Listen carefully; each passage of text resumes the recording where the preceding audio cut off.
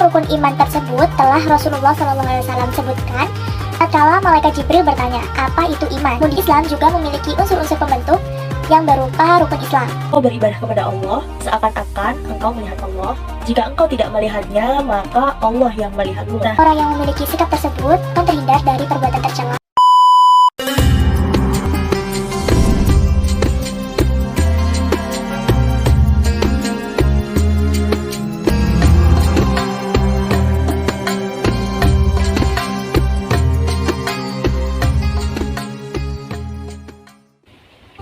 Assalamualaikum warahmatullahi wabarakatuh. Perkenalkan, nama saya Fatimatu Zahro dari Prodi KPI A1 dengan NIM B01219012. Nah, kali ini saya akan membahas mengenai apa sih itu Islam, iman, dan ihsan. Nah, sebelum itu saya mau disclaimer dulu ya. Di sini saya mengambil jurnal karya dari Nur Hadi yang berjudul Islam, Iman, dan Ihsan dalam kitab Arba'in An-Nawawi, studi materi pembelajaran pendidikan Islam dalam perspektif hadis Nabi Shallallahu Alaihi Wasallam. Nah, untuk selengkapnya aku akan tulis di sini. Oke, pasti kalian semua pada penasaran kan? Apa sih itu Islam, Iman, dan Ihsan? Yuk tonton terus video ini sampai habis. Oke, materi yang pertama yaitu iman. Kata iman itu sendiri berasal dari bahasa Arab, yaitu bentuk masdar dari kata kerja amin, yu'min, imana, yang mengandung arti percaya, tunduk, tentram, tenang. Imam Al-Ghazali memaknainya dengan kata tasdiq, yang artinya pembenaran.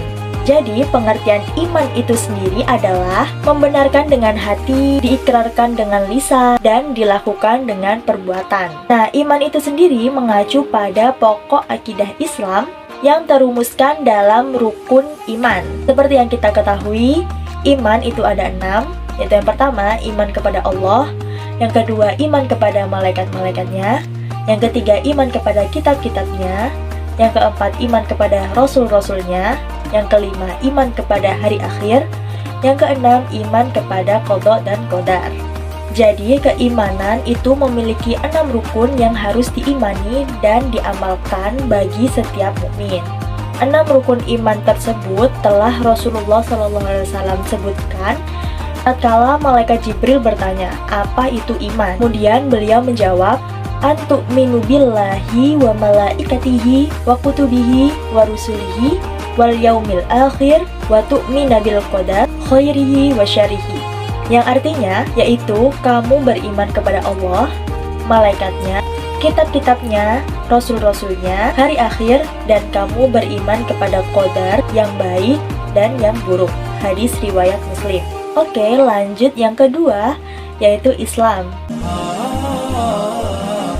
Kata Islam berasal dari bahasa Arab, yaitu dalam bentuk masdar dari kata, yang secara etimologi mengandung makna sejahtera, tidak cacat, dan selamat. Seterusnya, kata salm dan silm mengandung arti kedamaian, kepatuhan, dan penyerahan diri. Jadi, pengertian Islam menurut istilah adalah sikap penyerahan diri, yaitu kepasrahan, ketundukan, dan kepatuhan seorang hamba kepada Tuhannya, dan senantiasa melaksanakan apa yang diperintahkan dan menjauhi apa yang dilarang demi mencapai kedamaian baik itu di dunia maupun di akhirat. Islam juga memiliki unsur-unsur pembentuk yang berupa rukun Islam. Nah, seperti yang kita ketahui, rukun Islam itu ada 5. Yang pertama, membaca 2 kalimat syahadat. Yang kedua, menunaikan sholat. Yang ketiga, menunaikan zakat. Yang keempat, berpuasa. Yang kelima, naik haji bila mampu. Sebagaimana Rasulullah SAW juga telah merincikan 5 rukun yang menjadi pondasi Islam. Nah, hal ini juga didukung dalam hadis ketiga dalam kitab Arba'in An-Nawawi, seperti di bawah ini. Nah, yang memiliki arti dari Abu Abdurrahman Abdullah bin Umar bin Khattab radhiyallahu an, ia mengatakan, aku mendengar Rasulullah SAW bersabda, Islam dibangun di atas 5 perkara. Yang pertama, bersaksi bahwa tidak ada ilah atau yang berhak disembah melainkan Allah, dan bersaksi bahwa Muhammad adalah hamba dan utusan Allah. Yang kedua, menunaikan sholat. Yang ketiga, menunaikan zakat. Yang keempat, menunaikan haji ke Baitullah. Dan yang kelima, berpuasa Ramadan. Hadis riwayat Bukhari dan Muslim. Oke, kita beralih ke materi yang terakhir, yaitu ihsan.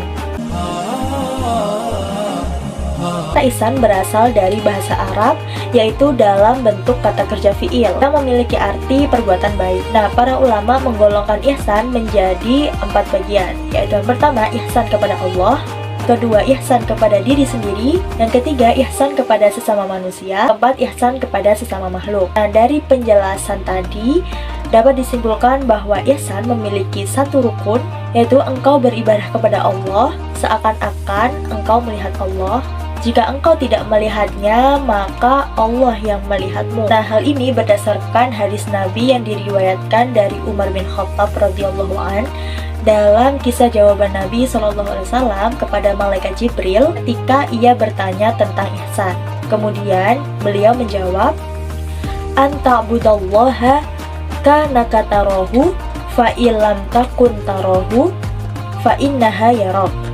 Engkau beribadah kepada Allah seolah-olah engkau melihatnya, maka bila engkau tidak melihatnya, sesungguhnya Allah melihatmu. Sebagaimana Rasulullah SAW juga telah beliau sebutkan pada hadis keempat bahwa ihsan memiliki 2 sisi, yaitu yang pertama, ihsan adalah kesempurnaan dalam beramal sambil menjaga keikhlasan dan jujur dalam beramal. Sisi yang kedua, ihsan adalah senantiasa memaksimalkan amalan-amalan sunnah yang dapat mendekatkan diri kepada Allah SWT selama hal itu diridhoi oleh Allah dan dianjurkan untuk melaksanakannya. Nah, saya mengambil referensi yang lain menurut buku karya Prito dan Taufik Hidayat.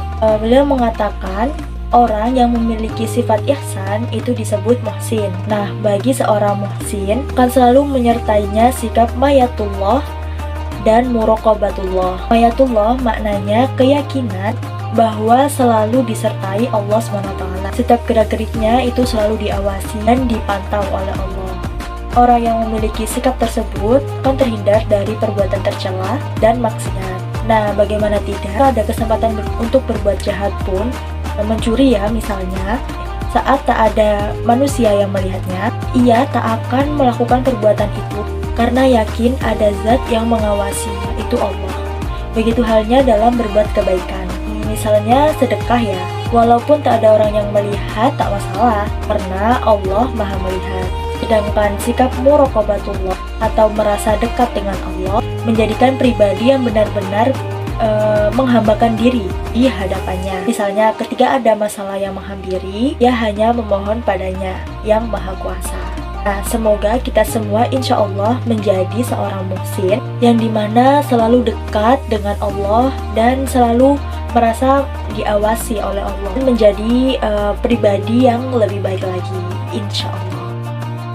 Dari semua penjelasan tadi dapat disimpulkan bahwa secara teori iman, Islam, dan ihsan itu dapat dibedakan, namun tidak dapat dipisahkan. Karena satu dengan yang lain itu saling mengisi dan juga saling berkesinambungan. Nah, itu dia beberapa informasi mengenai apa itu iman, Islam, dan ihsan. Semoga kita semua bisa menjadi pribadi yang lebih baik lagi ke depannya dan selalu mendekatkan diri kepada Allah SWT. Mungkin segitu video dari aku, kurang lebihnya mohon dimaafkan. Wassalamualaikum warahmatullahi wabarakatuh. Bye-bye.